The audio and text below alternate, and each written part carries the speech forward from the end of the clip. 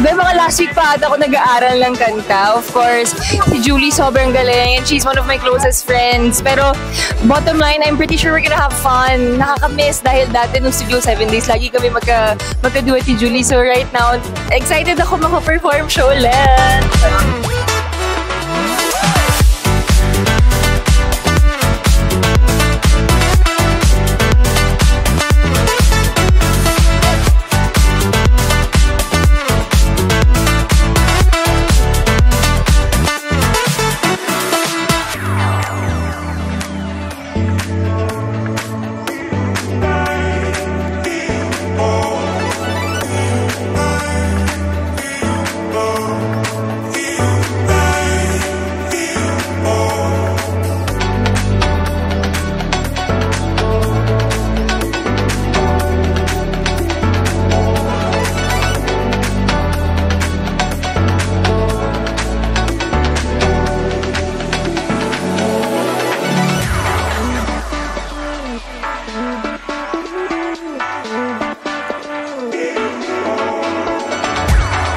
Masaya kasi ngayon ko lang ulit nakasama si Gab sa prod.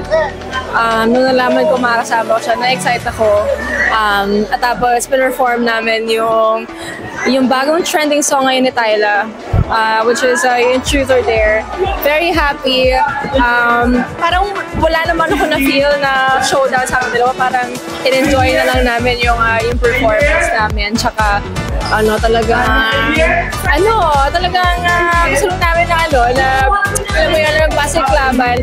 But gusto namin for the people, but not sa aming dalawa.